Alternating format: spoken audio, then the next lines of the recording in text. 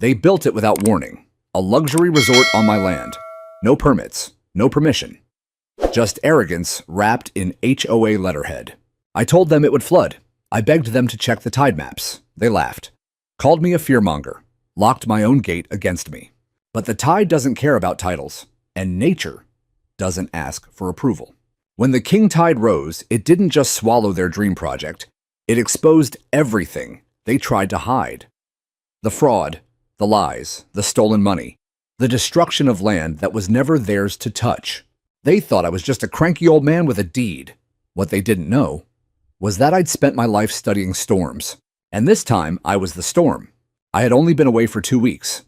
14 days of quiet roads, salt air, and the easy company of my brother up near Mendocino. It was the longest break I'd allowed myself in years from the steady rhythm of life in my small coastal neighborhood. When I left the Tidal flats behind my house, were exactly as they had always been for the past 15 years. Wide muddy expanses stretching into the haze, alive with the cries of seabirds, the whisper of marsh reeds, and that slow breathing pulse of the earth rising and falling with the sea. But when I came home, there were cranes. I eased my truck down the gravel lane, tires crunching slower and slower until I almost stopped in the middle of the road. Through the windshield, rising above the familiar line of mangroves and low willows, I saw steel girders glinting in the late afternoon sun. Rebar columns stabbed upward like accusations. A swarm of hard-hatted workers moved across the flats in bright vests, looking from a distance like ants devouring something still alive. Deep concrete footings had already been poured into the wet, yielding soil. Generators growled in a steady mechanical heartbeat. The air drifting through my open window carried the sharp bite of diesel and the raw scent of freshly torn earth. My land, my Tidal flats, invaded. I pulled up fast, left the engine idling, and stepped out. My boots sank slightly as I rounded the back gate that had once led straight onto the marsh. Now a chain-link fence, bright and new, wrapped the entire perimeter. Zip-tied dead center was a white sign in bold black letters. HOA property. No trespassing. I almost laughed out loud. Surely this was someone's idea of a bad joke. "Excuse me," I called to the nearest worker, a young man in dusty jeans leaning against a stack of rebar. "Who authorized this? What exactly are you building on my land?" He glanced up, wiped sweat from his brow, and shrugged toward a white construction trailer parked at the edge of the site. "Talk to the site lead in there. They told us it's a new recreation center or something. I just pour concrete and dig holes, man." A recreation center, on my Tidal flats. Anger coiled low in my gut as I marched around the fence line, boots squelching in the damp soil. The trailer door stood open. Inside, a man in pressed khakis and a tucked-in polo bent over a folding table covered in rolled blueprints. He didn't look up right away when I stepped onto the metal stairs. "You're trespassing," I said, voice flat and hard. "This land belongs to me." He straightened slowly, blinking behind safety glasses. "You're from the HOA. I own this property," I said, stepping fully inside. "Every inch of it." "What the hell do you think you're doing?" He introduced himself as Ryan, the contracted site manager, overseeing the project for the Seabreeze Bluffs Homeowners Association Board. "We were informed this parcel was designated for community development," he said, tone careful now. "All approvals came through the board. Permit signatures, the works. The board doesn't own this land I cut in. I do. I have the deed. These are private Tidal flats. This entire zone sits outside any HOA jurisdiction." Ryan raised an eyebrow, the first hint of unease crossing his face.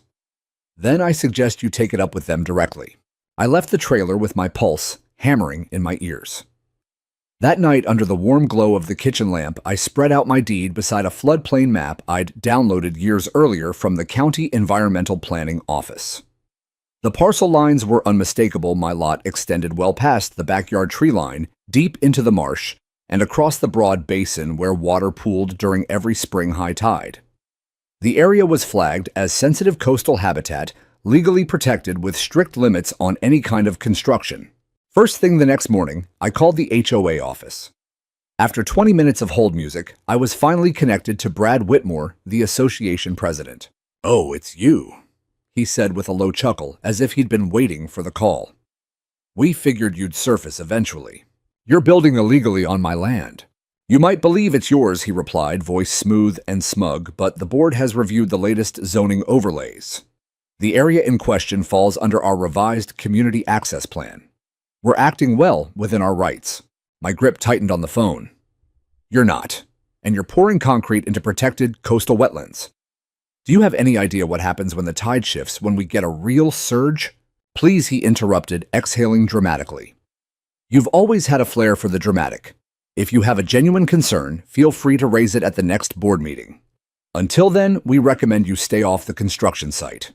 For your own safety, of course." The line went dead. I stood there for a long moment, staring at the silent receiver, the audacity of it burning behind my eyes. Brad Whitmore had been pushing the HOA's authority harder ever since he took the presidency the previous year, running meetings like corporate takeovers, steamrolling dissent, tolerating no opposition. But this wasn't just overreach anymore. This was theft. And deep in my gut, beneath the anger, I felt the quiet certainty of something older and far stronger keeping score. Nature never forgets. The anger didn't fade overnight. It settled into a cold, steady resolve that pulled me out of bed before dawn.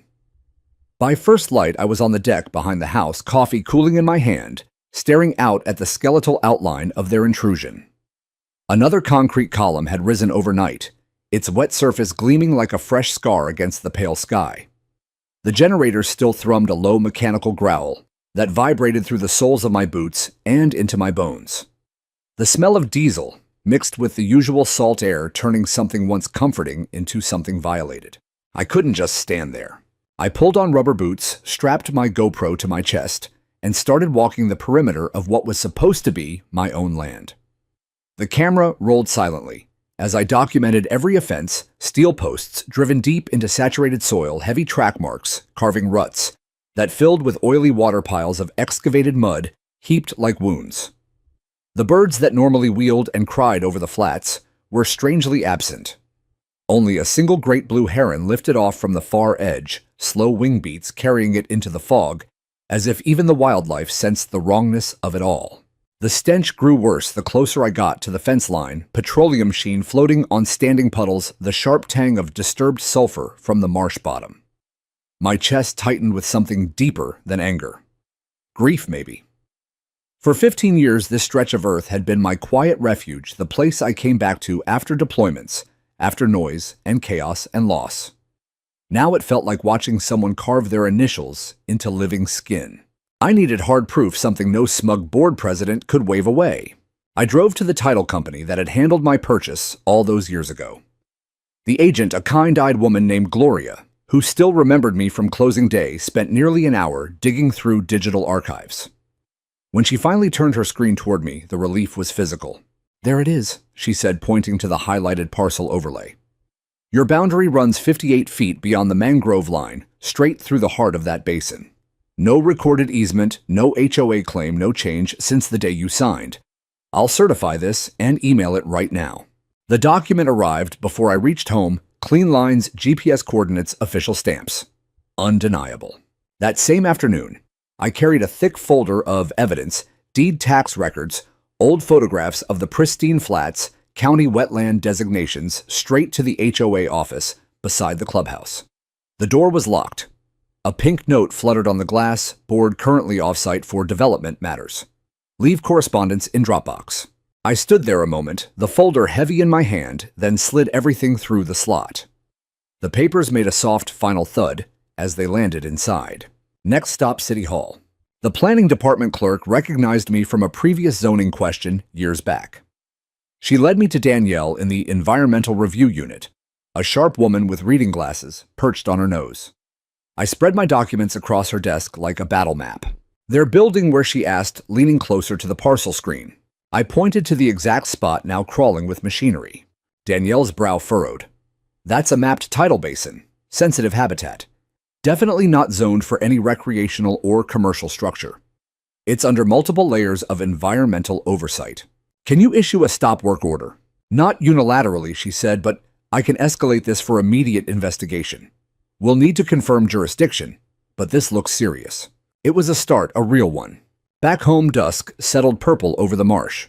I climbed onto the deck again, the wood creaking familiarly under my weight. From this vantage, the intrusion looked even more obscene: floodlights now strung along scaffolding, casting harsh white pools across the mud. Workers moved like shadows, laying what looked like the base for an elevated patio, probably the foundation for their pool deck. Underground plumbing lines snaked through trenches that would flood twice a month without fail. Madness, pure arrogant madness. They were gambling my land that breathed with the moon on the hope that nature would stay polite. I didn't sleep much that night.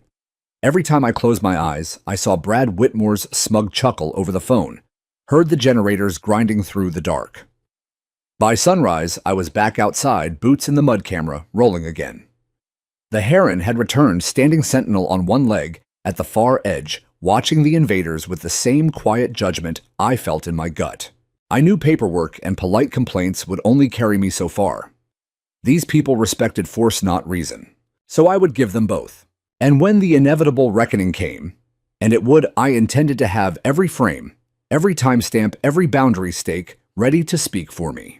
Because I had learned long ago, in places far louder and more dangerous than Seabreeze Bluffs, that the tide always returns, and it never asks permission. Armed with the certified parcel overlay and a growing stack of evidence, I drove straight to the HOA's emergency planning meeting that evening. I hadn't been invited, but I wasn't waiting for permission anymore. The clubhouse had been transformed into a makeshift command center. Whiteboards lined the walls, scrawled with aggressive timelines and budget figures. Blueprints were taped everywhere, coffee cups and laptops cluttered the tables, and the air carried the sharp scent of ambition and fresh printer ink. About a dozen board members and a handful of favored residents sat in folding chairs, all heads turning the moment I pushed through the door. Brad Whitmore looked up from the head of the room, leaned back in his chair, and flashed that polished, predatory smile. Mr. Dalton, I was wondering when you'd decide to grace us with your presence." I didn't sit. I walked straight to the center and dropped my folder on the table with a deliberate thud. "You're building on my property," I said, voice steady but edged with steel. "I have proof. Certified deed, surveyor, coordinates, county wetland designations. This is a protected tidal basin. Shut it down now." Brad's smile didn't waver. "Your deed is outdated," he said smoothly, as if explaining something to a child. "The board recently reclassified that area under our expanded green space initiative. It's no longer considered strictly private land." "You can't reclassify land you don't own," I shot back. "That's not how law works." He rose slowly, buttoning his blazer. "Let me clarify something for you, Dalton. This isn't some frontier homestead. We have a functioning association with proper oversight. Our land use attorney has reviewed everything. The board has full authority to develop that parcel for community benefit. Your backyard simply borders it, that's all." I pulled the folded survey map from my bag and spread it across the table, pinning the corners with coffee cups so everyone could see my name clearly marked on the parcel. Then explain why the county assessor lists me as owner. Explain why FEMA flags it as a high-risk floodplain. Explain why your plans don't include a single environmental mitigation measure. The room grew uncomfortably quiet. Patrice, the younger board member I'd seen at previous meetings, shifted in her seat and glanced away. The treasurer avoided my eyes, entirely focusing on his laptop as if it might save him. Brad didn't flinch. "If you're dissatisfied, file a formal grievance. Construction continues. And if one more footing goes into my soil," I said, meeting his stare, "I'll sue you personally. I'll make sure FEMA, the Coastal Commission, and every agency with jurisdiction knows exactly what you're doing." He stepped closer, voice dropping. "I'd think very carefully before issuing threats. We have attorneys too. And if memory serves, you still have that unpermitted shed behind your garage, don't you? Might want to resolve your own violations before you start swinging." The words landed like a slap. Blackmail, plain and simple. I folded the map slowly. "You've been warned." His smile returned as I turned to leave. That night, I sat at my kitchen table until the early hours, uploading every frame of GoPro footage to encrypted cloud storage. I built a meticulous timeline: dates, phone calls, emails, photographs, certified documents. If this was heading to court, and it was, I would arrive with evidence so thorough, no lawyer could bury it. The next morning, the HOA struck back. I stepped outside to find a bright orange notice zip-tied to my side gate: HOA construction zone. Do not enter. Trespassers will be fined. They had even chained and padlocked the rear access gate that led directly onto the flats, my gate on my fence blocking my own land. That afternoon, an email arrived from the compliance officer, 2 new violations: unauthorized vegetation encroachment and non-conforming rear fencing. Fines due in 30 days. Baseless citations, obviously retaliatory, but designed to drain time and money. They were coming from every direction now. I drove back to City Hall. Danielle was in a meeting, but her assistant Marcus pulled me into a side office and listened while I laid out the latest developments.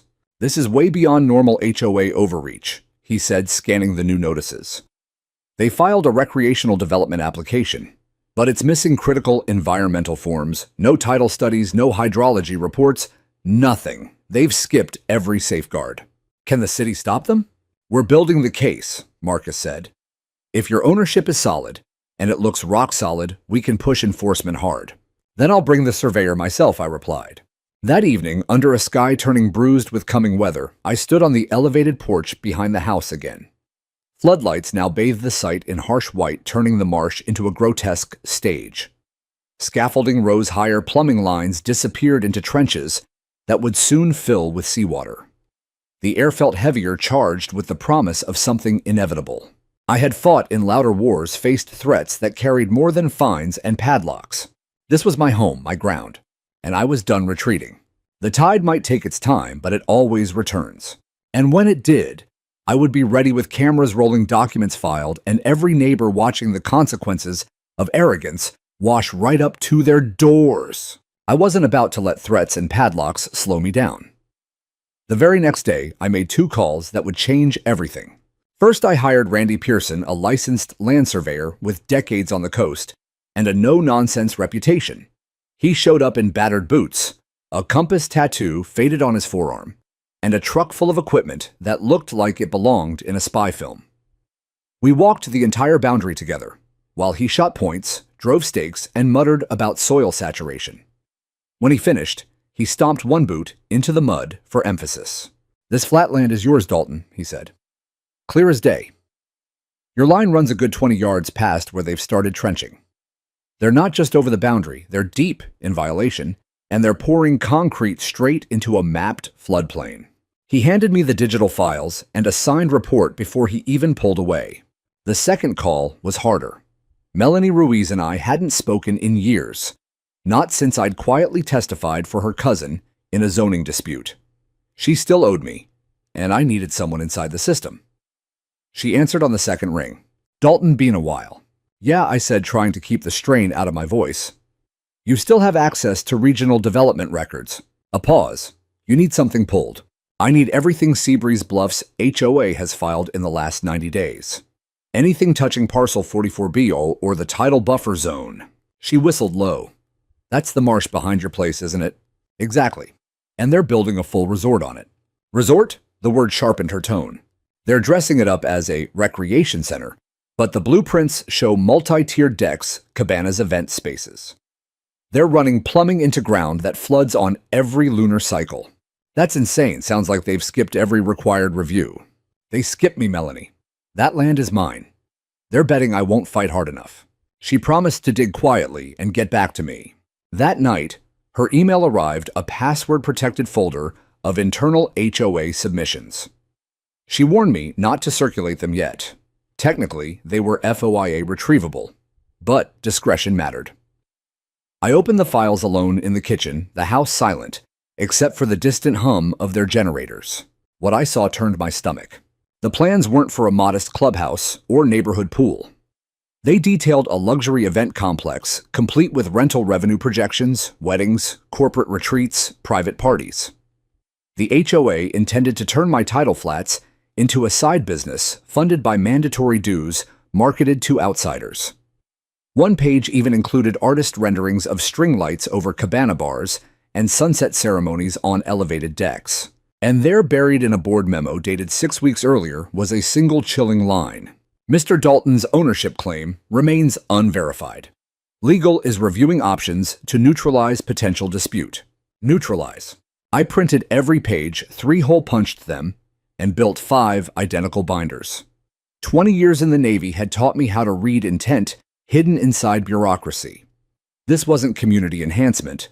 This was calculated predation, and it had become personal. Thursday's regular HOA meeting arrived under a heavy marine layer. I got there early, binders under my arm, heart steady. About 30 residents milled around with coffee and newsletters. Brad stood at the front near the projector, grinning like a man convinced he owned the future. Karen Delaney, vice president, in her trademark blood-red blazer, stood beside him like a sentinel. Brad tapped the microphone. Before we dive into today's exciting update on the Seabreeze Enhancement Project, I want to thank everyone for your incredible support. We're creating something truly transformative. Is theft part of the transformation? I called from the back row, loud enough to cut through the room. Heads swiveled. Brad's smile froze, then reasserted itself. Mr. Dalton, you're not on the agenda. I don't need to be, I said, walking forward. I am the agenda. You're building a for-profit resort on my private land, and you've lied to every person here about it. Karen hissed. That accusation is completely false. I opened the first binder and slid the leaked blueprints across the nearest table so the audience could see. Then explain these. Internal documents, revenue models, rental schedules. This isn't for the neighborhood. It's a business disguised as a perk. A ripple of murmurs spread. Is this true? An older resident asked. Brad's jaw tightened. This meeting is adjourned. You haven't addressed the legal violations, I pressed, voice rising just enough to carry. No environmental impact study. No floodplain permits. You've got concrete curing in a FEMA flood zone and plumbing buried in sand that submerges twice a month. Do you even understand what a king tide will do to that ground? We have retained counsel, Brad snapped, and the board has acted within its rights. I turned to the room. You trusted them. They stole from me and lied to you. When the water comes, and it will, I'll be the one left holding a shovel while they hide behind memos. I walked out before security could be called. That night, 3 separate emails landed in my inbox, residents asking for copies of the blueprints. One offered to draft a petition. Another wanted me to walk them to the actual boundary stakes. Cracks were forming, but retaliation came swift. The next morning, a new violation notice was duct-taped to my front door, improper use of recording equipment on HOA grounds. Another $250 fine. They were digging in deeper. So would I. Because the moon was growing fuller every night and the sea was already listening. The cracks I'd hoped for began to show almost immediately. That same evening, my phone buzzed with a message from June, Karen Delaney's elderly next-door neighbor. She'd seen the blueprints I'd shared at the meeting and wanted to know more. By the next morning, 2 more residents had reached out, one asking for a guided walk to the surveyor stakes, another quietly offering to circulate a petition calling for an emergency vote on the project.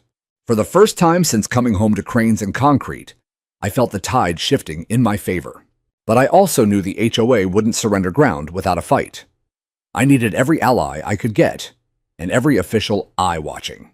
I filed a formal complaint with FEMA's Region 9 floodplain coordinator, attaching Randy's survey time-stamped photos, the leaked revenue models, and Melanie's internal submissions.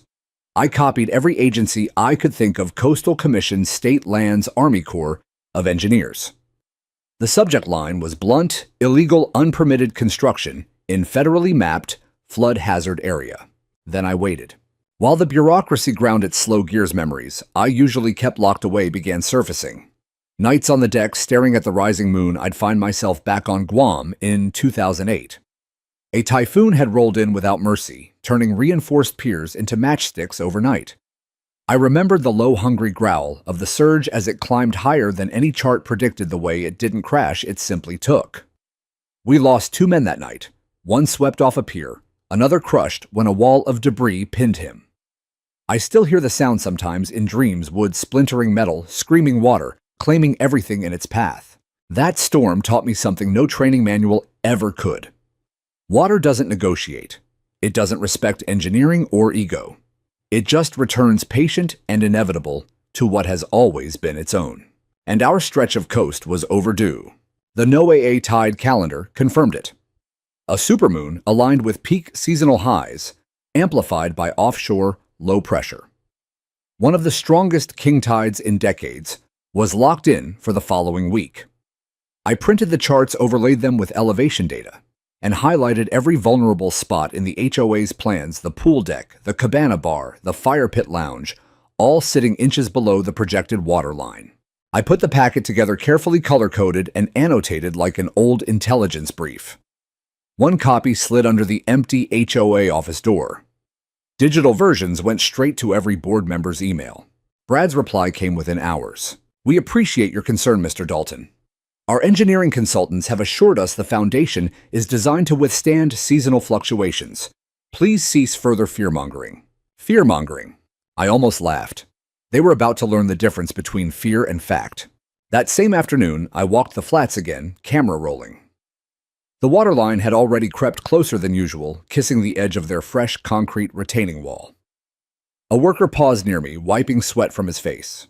"You really think this is going to hold?" he asked quietly, glancing toward the trailer. "Ground's like soup. My boot went in 6 inches yesterday." "I know it won't," I said. "But they don't want to hear that." He nodded once, then walked away. The following evening, I cleared out my garage, set up folding chairs and a projector, and invited the handful of neighbors who'd reached out. 10 showed up, more than I expected. I gave them the same briefing I'd once given junior officers: before a storm satellite overlays historical flood photos, sea level rise projections, and last year's minor king tide images showing water halfway up back fences. That was a small one, I told them. What's coming next week will be worse. And that resort they're so proud of, it's built on ground nature reclaims twice a year. June raised a trembling hand. "They told us it was engineered to be safe." "They lied," I said gently. "They needed you to believe long enough for the concrete to set." The room fell silent, heavy with realization. Later that night, another message arrived, this time from a former HOA secretary who'd quietly resigned weeks earlier. She apologized for staying silent so long. Brad had rammed the development vote through by threatening to remove any dissenting board member. Karen had personally edited the monthly newsletter, scrubbing every mention of flood risk, every quote from FEMA guidelines, even my own name. She attached the original draft, complete with warnings, and the sanitized final version. I forwarded both to the investigative desk at the local news station. I didn't expect an immediate response, but the story was too rich to ignore. A rogue HOA stealing private land, building a profit-driven resort in a known floodplain, suppressing warnings, retaliating against a homeowner. It had everything: greed, deception, and the promise of spectacular natural justice. By midweek, the HOA doubled its bravado. They strung festive lights along the new walkway and erected a temporary pergola draped in white fabric. Karen posted a photo on the community Facebook page. "Coming soon, your new coastal escape." Dozens of likes rolled in. I stared at the image and knew exactly which sections would be submerged in less than a week. On Wednesday evening, the first warning signs appeared. The incoming tide pushed higher than normal, swallowing the grass right up to my rear gate. Water lapped against the new retaining wall and seeped through hairline cracks already forming in the fresh concrete. A crew member spent an hour running a sump pump to keep the trench dry. I filmed every minute of it. Thursday morning, I uploaded the clip to YouTube. HOA builds luxury resort in flood zone, water already rising. By nightfall, it had 5,000 views. The day before the king tide, Karen herself came to my door. She stood on the porch in her red blazer, arms crossed so tightly her knuckles blanched. "You need to take that video down," she said through clenched teeth. "You're scaring people. Do you have any idea how irresponsible that is?" "What's irresponsible?" I answered, calm as the still air behind me, "is pretending the ocean respects your budget. You're doing this out of spite." "No," I said. "I'm doing this because someone has to. And tomorrow when the tide peaks, I want you to remember I tried to warn you." Her face flushed crimson. "You'll regret this." She turned and marched away. That night, I didn't sleep. I stood on the porch instead, flashlight in hand, watching the moon swell huge and low over the horizon. The air hung thick with salt and anticipation. The sea was gathering itself, and I was ready to bear witness. The morning of the king tide arrived wrapped in an unnatural hush. No gulls cried overhead. No breeze stirred the reeds. The flats lay still and expectant, as if the entire marsh were holding its breath. I was already outside before the sky lightened from black to deep indigo, thermos of black coffee in hand, positioned on the porch with a clear line of sight across the water. I had marked the expected progression the night before with bright orange stakes driven into the mud, simple, visible countdowns. By 6:00 a.m., the first stake vanished beneath a slow, creeping sheet of silver. By 7:30, the second followed. By 9:00, the water had swallowed 4 markers and was licking at the 5th. My phone vibrated twice on the railing, missed calls from the city planner's office, and an unknown number I was certain belonged to Brad. I let both go to voicemail. There would be time for explanations later. Right now, nature was speaking louder than any of us. I walked the back perimeter in rubber boots, camera rolling again. The HOA had added a second padlock to my own rear gate overnight. Another heavy chain and a fresh metal bar bolted across the frame. A new sign screamed in red letters, HOA construction site, restricted area, trespassing subject to fine and removal. They had the nerve to bar me from my own land. I set the camera down, pulled bolt cutters from my pocket, and snapped the first lock with a clean metallic crack. The second one I left intact, dangling open like a taunt. This wasn't trespassing anymore. This was reclamation. That afternoon, a courier arrived with a thick envelope from Whitaker & Rowe, the HOA's high-priced law firm. 4 pages of heavy cardstock, dense legalese accusing me of interfering with community construction, disrupting personnel, and spreading public hysteria through misinformation. They demanded I cease all communication about the project and threatened civil action if I refused. I read it twice, then laughed, short, sharp, and bitter. I sat at the kitchen table and drafted my response in minutes, a point-by-point refutation citing the certified deed, GPS coordinates, FEMA maps, environmental designations, surveyor report, and every email chain. I attached time-stamped photos of the padlocked gate, the encroaching water, and the leaked blueprints. I copied Melanie Ruiz Marcus from zoning, the FEMA floodplain desk, the Coastal Commission, the State Environmental Commissioner, and 3 journalists who had already contacted me after the YouTube video gained traction. Subject line, illegal construction on private floodplain property. Ongoing violation and imminent environmental risk. Within the hour, my phone rang, unknown number. Mr. Dalton, Leah Bauer, Senior Field Officer, California Coastal Environmental Protection Agency. We've received multiple complaints and need immediate site access. You'll want waiters, I told her, and bring a camera crew if you can. They arrived just after lunch, 3 dark SUVs, rolling down the cul-de-sac like a quiet invasion. Leah stepped out first, windbreaker zipped against the damp chill clipboard in hand, flanked by 2 agents carrying measuring poles and high-visibility vests. A city drone lifted off behind them, hovering low to capture aerial footage of the marsh. I met them at the gate. By then, the water had fully submerged the lower deck of the so-called resort. The outdoor fire pit sat like a drowned campfire ring. One of the foundation columns leaned visibly, the soil around it softening into quicksand. Leah scanned the site, expression hardening. We were told this was HOA-owned community land. It's not, I said, handing her the binder. It's mine. Private tidal basin, protected habitat. She flipped through pages quickly, lips pressing into a thin line. This goes beyond a permitting issue. This is reckless endangerment. While her team began documenting, measuring water depth, photographing cracks, sampling soil, Karen Delaney appeared. She marched toward us in waterproof boots, already soaked to the ankles, face-flushed eyes darting between me and the agents. "You have no right to be here," she shouted at Leah. "This is private HOA business." Leah calmly raised her badge. "Ma'am, I'm operating under state authority. We have credible reports of unpermitted development in a regulated floodplain." Karen's mouth opened, then snapped shut. She turned her glare on me, venom in every line of her face. "I'll be filing a restraining order. You're destroying community spirit." "No," I said quietly, nodding toward the tilting pergola behind her. "Nature is doing that. I just saw it coming." She spun on her heel and stormed off, nearly losing her balance on the slick, shifting ground. That evening, Tom Morris, the retired firefighter 3 doors down, knocked on my door holding a clipboard thick with signatures. "We're calling a special vote," he said, "to suspend Brad and Karen from the board. This has gone far enough." I took the petition, 20 names already. The neighborhood was waking up, but the water rose faster than signatures could spread.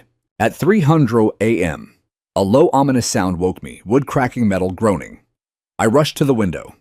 Beyond the floodlights, the cabana structure had begun to tilt forward, slow and terrible, like a great beast sinking to its knees. Water poured through the failing retaining wall. Lounge chairs they'd set out the day before floated free, drifting like abandoned toys. I grabbed flashlight, boots, and camera. By the time I reached the edge of my property, half the front deck had collapsed into the marsh with a deep, sucking groan. Salt water swirled around twisted beams and shredded landscaping. I filmed it all in the cold beam of my light. This wasn't vengeance. This was truth delivered in the only language arrogance understands. The storm hadn't even arrived yet, and already the HOA's dream was drowning. The king tide peaked at 7:12 a.m., silent and merciless. I stood on the porch, in full rain gear, camera steady on its tripod, coffee long forgotten beside me. The moon hung bloated and pale just above the horizon, bathing the flats in cold silver light. There were no crashing waves, no dramatic thunder, just the slow, deliberate advance of water that had waited centuries for its turn. It climbed with the patience of something ancient and certain. First, it swallowed the main deck, the proud centerpiece of their luxury resort, under 18 inches of dark, brackish tide. The decorative string lights they'd strung so proudly the day before sparked once, twice, then fizzled out with small popping sighs as saltwater found every circuit. Pergola beams groaned under the new weight, leaned like tired soldiers, and finally cracked with sharp reports that echoed across the still air. The entire structure folded forward into the marsh, collapsing in slow motion, a skeleton surrendering to the earth it had tried to conquer. Neighbors began emerging from their homes, one by one, robes clutched, tight slippers, soaked phones raised in disbelief. For weeks, they had dismissed my warnings as exaggeration. Now the water lapped quietly at their own back patios, turning manicured lawns into shallow lakes. The first real scream cut through the morning like a blade.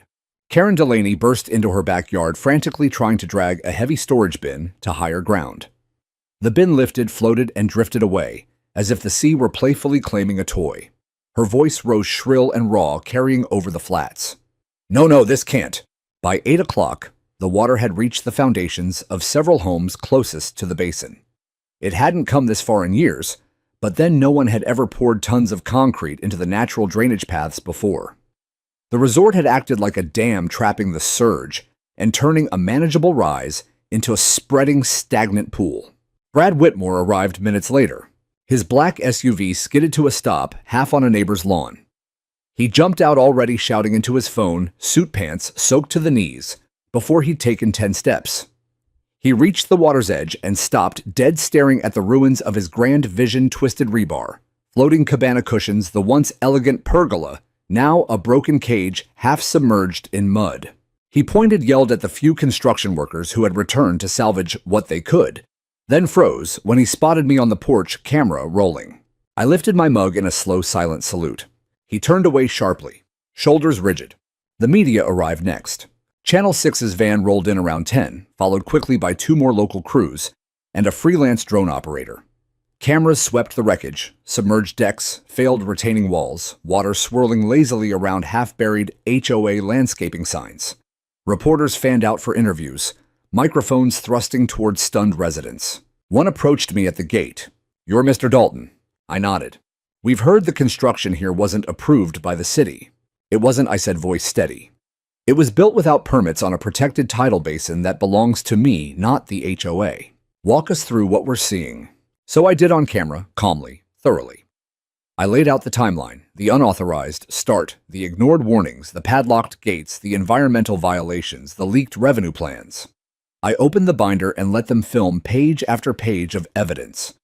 I pointed to the sagging wreckage floating 20 feet offshore. That, I said, is what happens when arrogance meets the ocean. Across the flooded commons, Karen stood ankle-deep in her yard, arms folded tight, glaring at me through the drizzle that had begun to fall. One of her raised flower beds had torn free entirely and now drifted downstream like a tiny island. By noon, the state returned in force. Leah Bauer's team arrived with state police escorts and a full forensic inspection crew, core samplers, topographic drones measuring wheels. Brad tried to intercept them near the clubhouse, gesturing wildly, but an officer simply held up the freshly printed stop work order and tapped it twice. Brad's mouth opened, then closed. For the first time since I'd known him, he had nothing to say. Then the rain came in earnest. Dark clouds stacked fast on the horizon. Thunder rolled low and distant. Wind sharpened, slicing through the marsh grass in silver waves. The steady downpour turned flooded yards into moving sheets of water. Gutters overflowed. Makeshift sandbags failed. I watched a neighbor I barely knew standing helplessly at her back door, pushing at the tide with a broom as if willpower alone could turn it. At 2:37 p.m., the water finally breached Karen's living room. She exploded out her sliding door, dragging a soaked Persian rug mascara, streaking down flushed cheeks, phone clutched like a lifeline. "This is your fault!" she screamed across the water at me. "You wanted this! You made this happen!" I didn't answer. The neighbors around her didn't answer either. They simply watched as the sea kept speaking in its quiet, unstoppable voice. This wasn't revenge. This was reckoning. And it was far from over. The storm held nothing back that evening. Rain lashed sideways in sheets, turning the flooded neighborhood into a single, shimmering mirror under the streetlights. Wind howled through the mangroves, whipping reeds flat and sending loose debris skittering across the surface like frantic water bugs. Emergency lights began flashing at the end of the cul-de-sac, FEMA trucks, county sheriffs, voluntary evacuation teams in bright rain slicks. I stayed on the porch, rain drumming hard on my hood camera, still rolling. The tide had not yet turned. Every new surge pushed a little farther, claiming more ground with quiet determination. By dusk, the full scope of the destruction revealed itself in stark, floodlit fragments. The resort was simply gone. What had been marketed as a coastal escape was now a scattered graveyard of luxury splintered teak decking. Bobbing like driftwood, twisted aluminum pergola frames bent into impossible angles, high-end lounge chairs half buried in mud, their cushions bloated and sinking. The cabana bar counter floated intact for a while, bottles still lined up behind it, before a fresh gust spun it into the reeds and cracked it in half. The smell hit next, thick, sour, unforgettable. Diesel rotting vegetation, wet concrete, and the metallic tang of exposed rebar, all mixed with the briny breath of the sea. It clung to everything. Neighbors moved like ghosts through the downpour, wading knee-deep to salvage what they could. Some dragged furniture onto porches that were no longer high enough. Others stood motionless, staring at water pouring through sliding glass doors. I overheard two FEMA agents near the clubhouse shaking their heads. How the hell did they get approval to build here? They didn't. Word spread fast. Brad Whitmore had not been seen since late afternoon. His SUV was gone. House lights off. Phone straight to voicemail. Rumors ricocheted through soaked clusters of residents. He'd packed a bag and driven north. He was holed up in a hotel. He'd already called his lawyer from the road. No one knew for certain, but everyone felt the absence. Karen, on the other hand, was impossible to miss. She stormed barefoot into the flooded commons just after dark, dragging a bulging garbage bag of ruined documents behind her. Rain plastered her hair to her face. The red blazer was long gone, replaced by a soaked sweater clinging to her frame. She reached the edge of what used to be the elegant deck and hurled the bag into the black water with a raw, guttural scream. "Where are you, Brad?" she shouted toward the dark tree-line voice cracking. "Where are you?" A small crowd gathered on porches and sidewalks, silent witnesses under umbrellas and flashlights. I stayed back, half hidden behind Tom Morris's fence, recording quietly. Karen spun in a slow circle, eyes wild. When she spotted me, something inside her snapped. "You," she shrieked, pointing a shaking finger. "You did this. You sabotaged everything you wanted it to fail." "No," I called back, voice carrying clearly over the rain. "I wanted you to listen." She charged through the ankle-deep water fury, propelling her forward. Halfway across the commons, her foot caught in submerged debris. She pitched forward with a splash, arms windmilling, landing hard on hands and knees. Her phone skittered across the surface and vanished into the murk. For a long moment, no one moved. No one reached to help her. She pushed herself up slowly, water streaming from her clothes, and screamed again, not just at me, but at every shadowed porch watching her. "You all let him do this. You let him destroy what we built." Tom Morris stepped forward into the floodlights, rain hat dripping. "What you built," he said, voice low but firm, "was a disaster waiting to happen." Another neighbor added, "You ignored every map, every warning." "I lost my entire irrigation system because of your dam," shouted a third. Karen's mouth worked soundlessly. Defeat flickered across her face, raw and ugly. She turned without another word and slogged back toward her house, leaving a trail of ripples and silence. Later that night, under the relentless drum of rain on my roof, the first official consequences began rolling in. The city posted a bright yellow "Stop" construction order on the clubhouse door sealed in plastic against the weather. The state environmental department followed with a notice of investigation. Clean Water Act violations, destruction of coastal habitat, unpermitted fill-in jurisdictional wetlands. FEMA requested a full incident report on how the illegal structure had altered local flood dynamics. Then came the press conference none of us expected so soon. At the water-stained steps of the clubhouse, a FEMA spokesperson and a State Coastal Commission representative stood beneath a portable canopy flanked by uniformed officers. Cameras flashed against the rain. "We have determined," the FEMA official announced, "that the structure erected in the Seabreeze Bluffs tidal basin was built without required environmental clearances in direct violation of state and federal law. This area is a sensitive floodplain. The unpermitted development disrupted natural drainage and significantly increased flood impact on surrounding properties."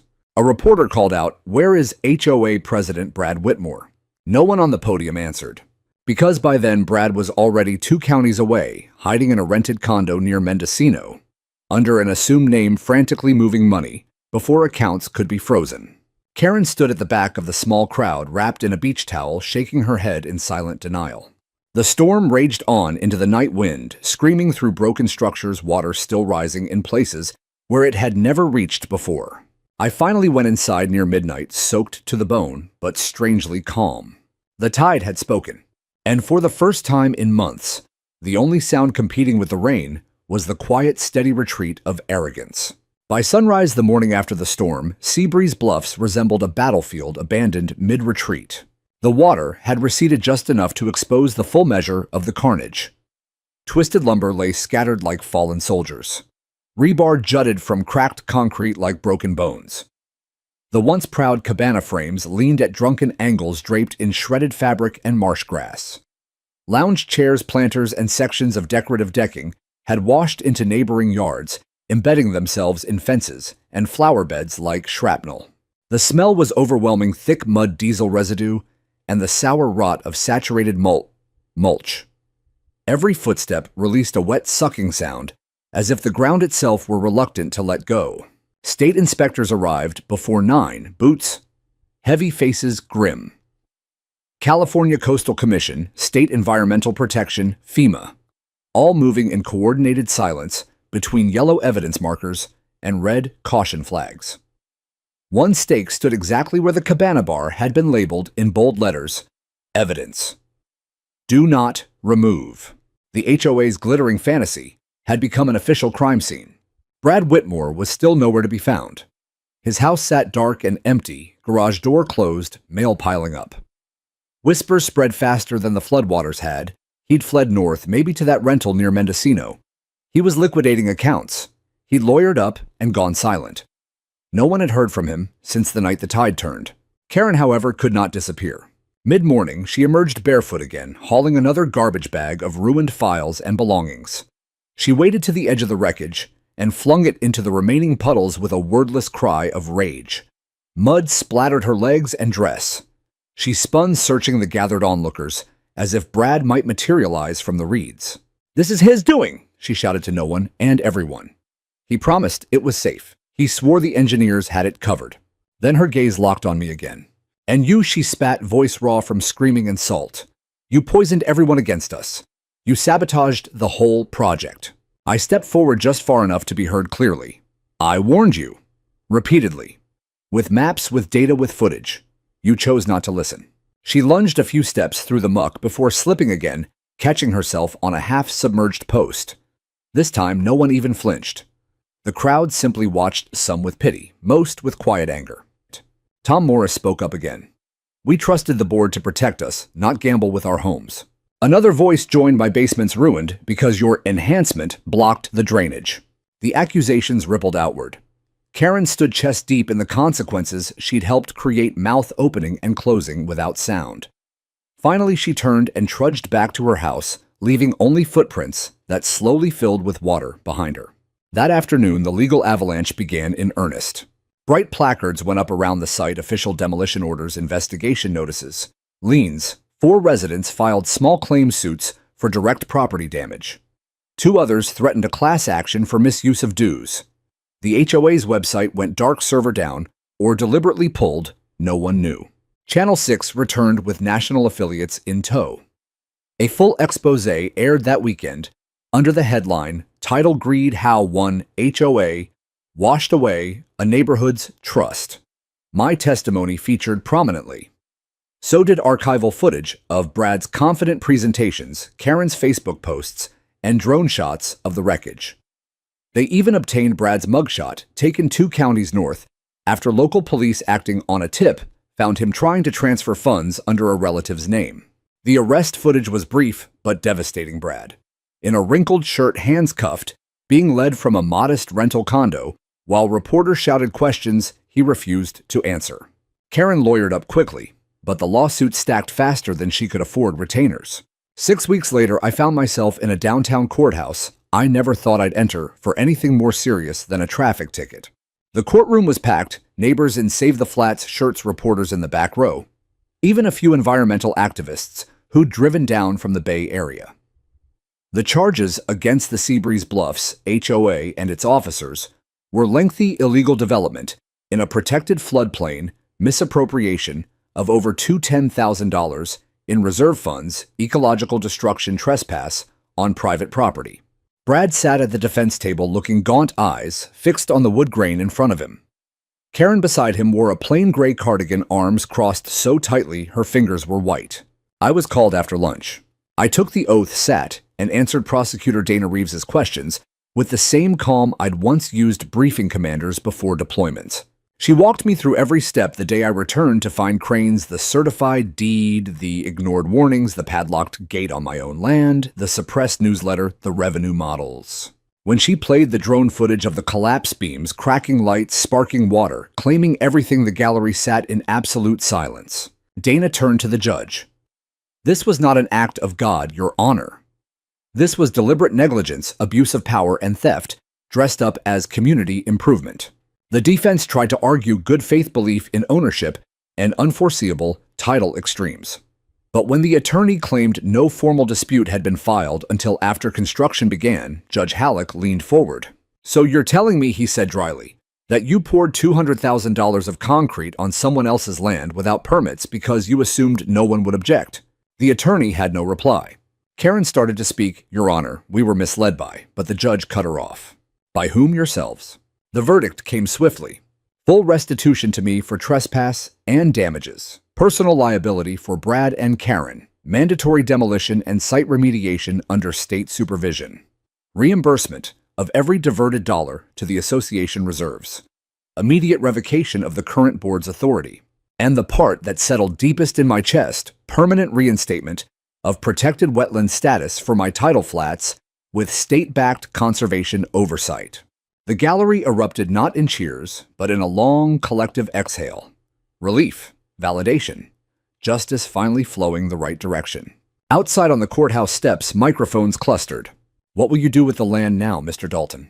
I looked out over the sunlit street, felt the salt breeze, even here, miles from the coast. I'm going to let it breathe again, I said. And maybe for the first time in a long while, get some real sleep. That night, I stood on my porch as the sun bled orange across the marsh. No generators, no floodlights, just the quiet rustle of reeds and the gentle pull of the retreating tide. Justice had arrived, not with trumpets, but with the steady rhythm of water returning to its ancient path. And for the first time in months, the only weight I carried was the good kind, the weight of ground held of truth, spoken of a fight, finally won. 2 months after the court ruling, the trucks returned to Seabreeze Bluffs, but these carried no concrete mixers or cranes. They bore state seals on their doors and were driven by crews in forestry green and coastal blue uniforms. Flatbeds unloaded bundles of native marsh grass, trays of salt-tolerant saplings, rolls of biodegradable erosion netting, and stacks of weathered boardwalk planks. Where bulldozers had once scarred the earth, now careful hands planted and graded, guided by restoration ecologists who spoke of resilience and return.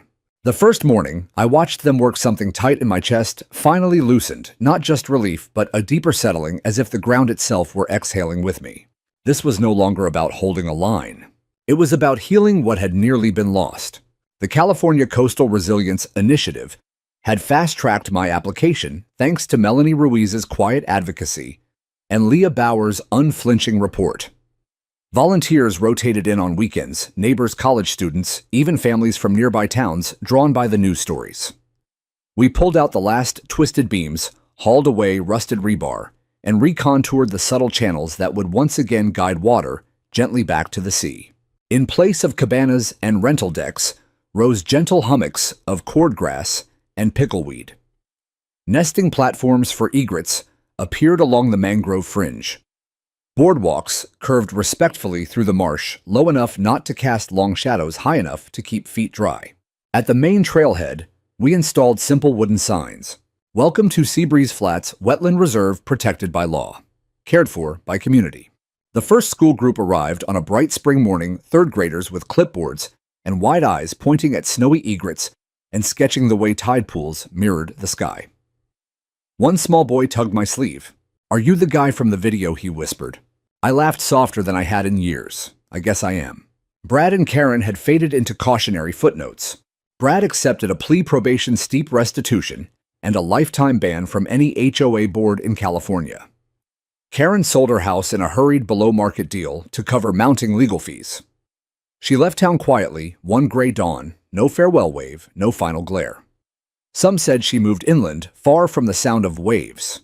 Others claimed she still lurked on neighborhood pages under anonymous accounts, typing bitter comments no one bothered to read anymore. The old HOA itself didn't survive the year. After the recall vote passed nearly unanimously, the remaining members resigned in a single evening. The new steering committee, led by Tom Morris, and a handful of quieter, steadier residents, issued a formal apology at the first open meeting. They stripped away years of petty rules, refunded every questionable fine, including my own, and rebuilt the bylaws around transparency and genuine consent.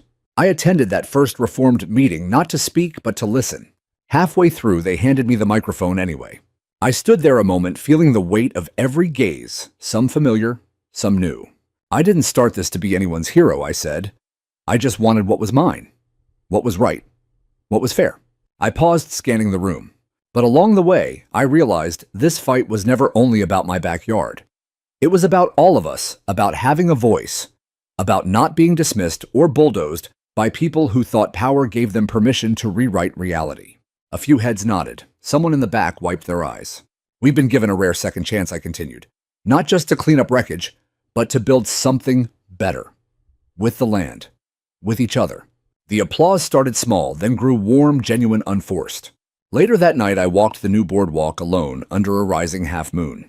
The tide was coming in again, as it always would, gentle, rhythmic, unhurried.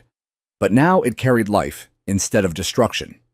Tiny green shoots pushed through restored soil. Fiddler crabs scuttled in the shallows. Somewhere out in the dark, an otter barked, once playful and free. Behind me, the neighborhood lights glowed softer than before. I heard distant laughter, the low hum of a barbecue starting up, a dog barking in lazy greeting. The air smelled only of salt and clean mud, no diesel, no fresh concrete, no bitterness. This was no longer a place of conflict. It was home again.